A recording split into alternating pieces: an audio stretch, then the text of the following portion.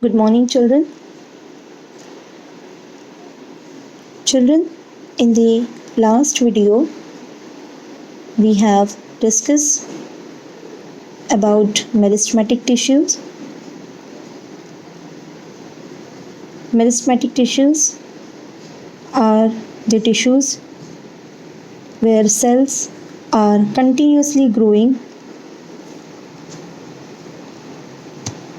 form new cells.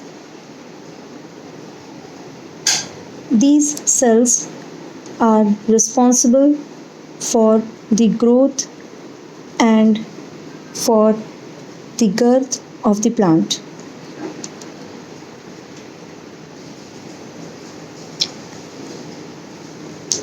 We have also discussed that meristematic tissues are subdivided into three: apical meristem, intercalary meristem, and lateral meristem.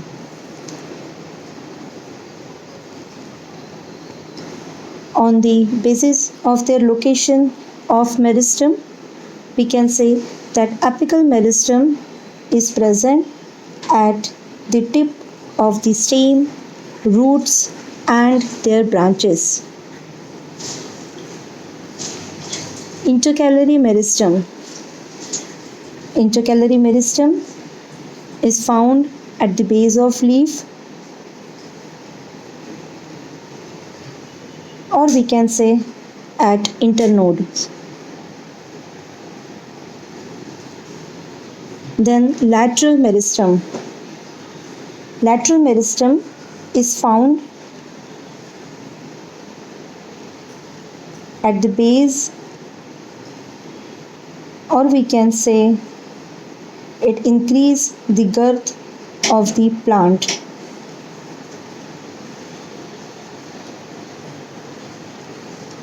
Now today we are going to discuss about the permanent tissue.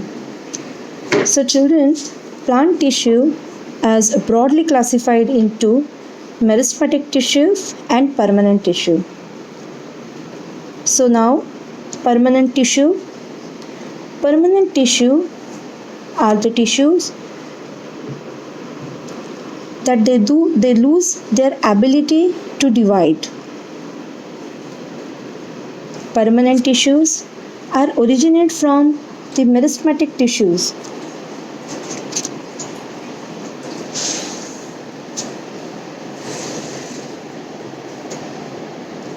Permanent tissues are the group of cells which are produced by meristematic tissue. Permanent tissues get differentiated after their formation, and they give proper shape, size, and function, which we call as differentiation. So here we can say that permanent tissue, in that the cells may be living as well as dead cells. Now permanent tissues are again categorized or again subdivided into simple permanent tissue and complex permanent tissue. So children, by this you can make a flow chart in your mind that plant tissues are divided into two: meristematic tissue, permanent tissue. Meristematic tissue means where the cells are continuously grows, which is responsible for the growth of the plant. Permanent tissue. Permanent tissue means once the growth stops, they lose their ability to divide. Such tissues are known as the permanent tissues. Second, meristematic tissues, in that the cells are living cells, whereas in permanent, dead as well as living, both types of cells are present. Permanent tissues are originate from the meristematic tissues. We have also seen that meristematic tissues are subdivided into, on the basis of their location, they are divided into three: apical meristem, intercalary meristem, and lateral meristem. Now permanent tissue. Permanent tissues are again subdivided into simple permanent tissue and complex permanent tissue. Now here we will see that what is simple permanent tissue and what is complex permanent tissue. First, simple permanent tissue. Now why these are known as simple permanent tissue? Because these tissues consist of one type of cells only. It means they have similar structure, similar origin and similar function. That is why they are known as a simple permanent tissue.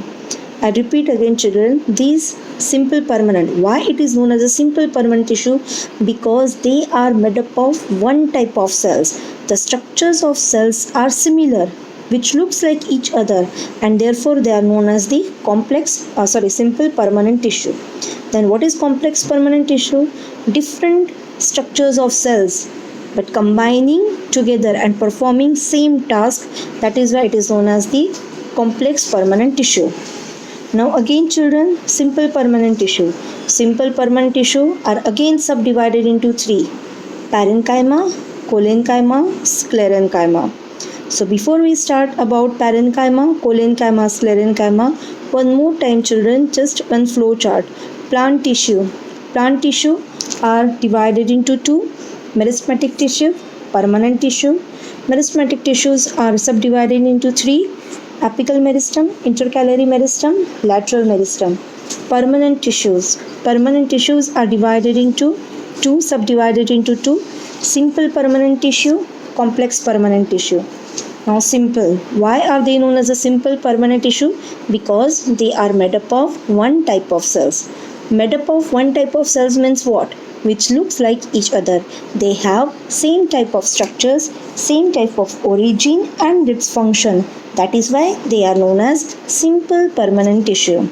Now simple permanent tissue are again subdivided into three: parenchyma, collenchyma and sclerenchyma. So here we will see first about parenchyma. Here you can see the structure of parenchyma, collenchyma and sclerenchyma. These are the structures when we see under microscope. Parenchyma, the second is collenchyma and third is sclerenchyma. Children, just see the structure of parenchyma. From this parenchyma we can say that parenchyma it consists of a thin cell wall. Here you can see children that it has a thin cell wall with dense cytoplasm with prominent nucleus. Prominent nucleus means with clear nuclei is present. So here we can say that they are the living cells. Parenchyma are the living cells. Okay. First point, it consists of dense cytoplasm with prominent nucleus. Second point, parenchyma cells have intercellular space. They are loosely packed and they have intercellular space between them. Intercellular space means space between two or more cells. Okay, so here we can say they are loosely packed because they have space, intercellular space between them. Next point, these are the 2 points. Children, the main function of parenchyma, here we can say that the main function of parenchyma is to give support to the plant and also it helps to store food. I repeat again, the main function of parenchyma tissue. Parenchyma tissues, children, generally present all over the plant body. It is present at the stem, it is present at the leaves, it is present at the roots, so it is present all over the plant body.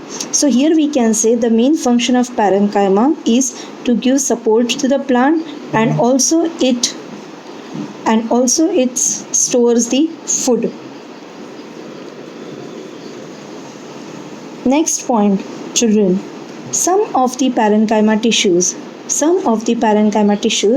contain chloroplast. I repeat again, some of the parenchyma tissues contain chloroplast. Now what is the function of chloroplast? Chloroplast function to perform the function of photosynthesis. So such parenchyma, the parenchyma which contain chloroplast, such parenchyma are known as chlorenchyma. Such parenchyma are known as Chlorenchyma. Here it is written, children, Chlorenchyma.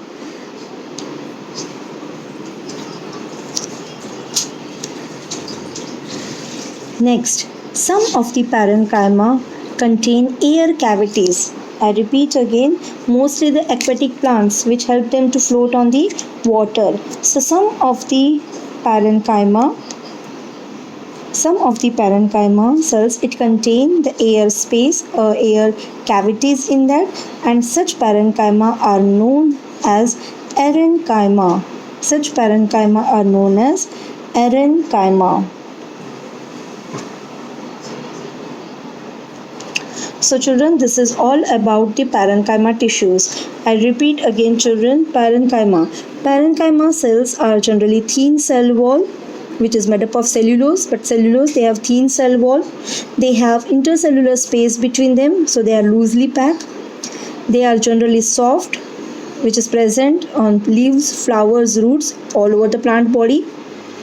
Next, some parenchyma contain chlorophyll, chloroplast, for the function of photosynthesis, and such parenchyma are known as chlorenchyma.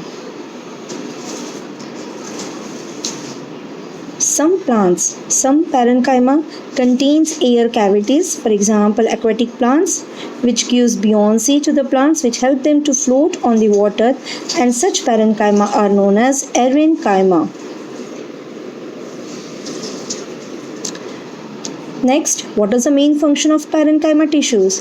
The main function of parenchyma is to support to the plant. It gives support to the plant, and very important, it also helps to store food. Now, what kind of food it stores? It is a nutrients and waters. It stores the food in the form of nutrients and water. So children, this is all about the parenchyma tissues. Parenchyma are also living cells, right children? Parenchyma are the living cells. So these are all about the parenchyma. In the next video, we'll see about chlorenchyma. So before we finish here, just revise it, children, in the form of flow chart. I repeat again, children, plant tissues are classified into two: meristematic tissue, permanent tissue.